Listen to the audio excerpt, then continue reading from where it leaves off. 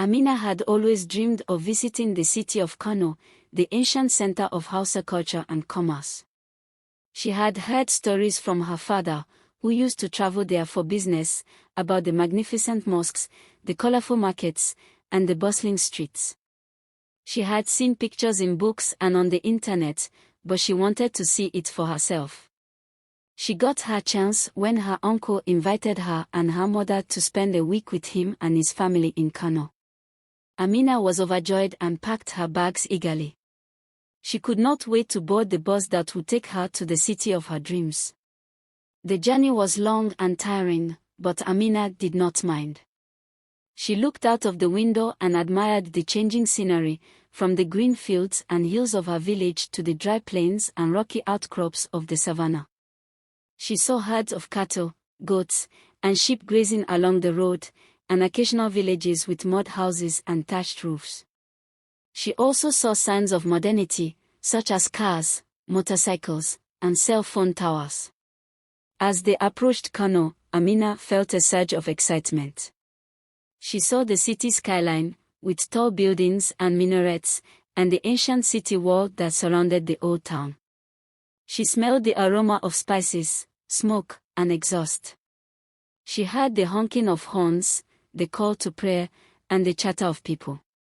She got off the bus and followed her mother and uncle to their car. They drove through the crowded streets, passing by shops, stalls, and vendors selling all kinds of goods. Amina saw fabrics, jewelry, leather, pottery, books, electronics, and more. She saw people wearing traditional Hausa attire. She saw people of different ethnicities, religions, and languages, coexisting peacefully.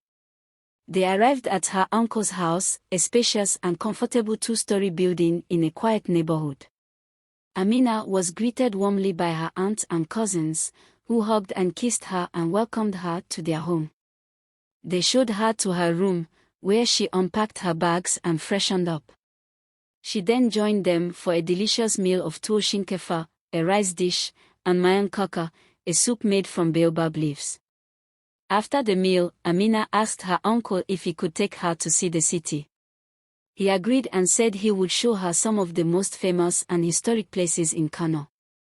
He took her to his car and drove her to the old town, where they parked and walked to the Amir's palace, the residence of the traditional ruler of Kano. Amina was awed by the grandeur and beauty of the palace, which was built in the 15th century and had been renovated and expanded over the years. She saw the ornate gates, the courtyards, the gardens, and the halls, where she saw portraits and artifacts of the past amirs. She also saw the Amir himself, who was holding a durbar, a ceremonial procession of his entourage on horseback. Amina waved and smiled at him, and he nodded and smiled back. They then walked to the nearby Kano Central Mosque, the largest and oldest mosque in the city. Amina was impressed by the size and architecture of the mosque, which had 4 minarets and a large dome. She saw the faithful praying, reading, and studying inside the mosque, and felt a sense of peace and reverence. She also saw the tomb of Sheikh Osman Dan Fodio, the founder of the Sokoto Caliphate, a powerful Islamic state that ruled over most of northern Nigeria in the 19th century.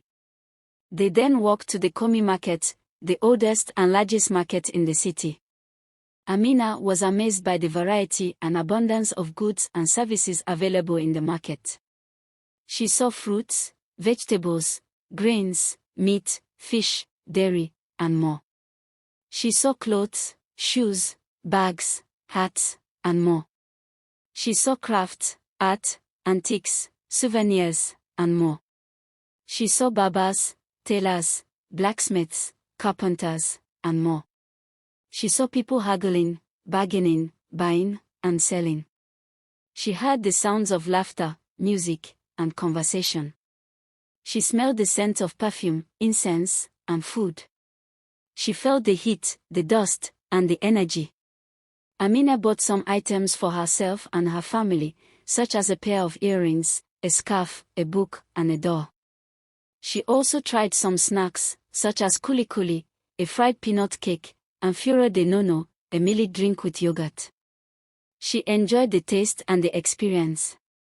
They then walked back to the car and drove to the Jaido Mokoma Museum, a former palace of the Amir that had been converted into a museum of history and culture. Amina learned about the origins and development of Kano, from its founding in the 10th century by a Hausa prince named Kano, to its rise as a major trade and political center in West Africa, to its incorporation into the British colonial empire, to its role in the Nigerian independence movement, to its present status as a cosmopolitan and diverse city. She saw exhibits and displays of artifacts, documents, costumes, weapons, tools, and more. She also saw paintings and sculptures of famous and influential people from Kano, such as Nana Asmayu, a poet and educator, Aminu Kano, a politician and activist, and Sani Abacha, a military ruler and president. They then drove to the Tiga Dam, a large reservoir and hydroelectric power station on the Kano River. Amina enjoyed the view of the water, the hills, and the sky. She saw people fishing, boating, and picnicking on the shore. She also saw some wildlife, such as birds, monkeys, and crocodiles. She felt the breeze, the sun, and the freshness. They then drove back to the house, where they had another meal of dambu nomo, a meat dish, and kunan jayoda, a peanut drink. Amina thanked her uncle for the wonderful tour and said she had a great time. He said he was glad and said he had more places to show her in the next few days. Amina looked forward to seeing more of Kano, the city of her dreams.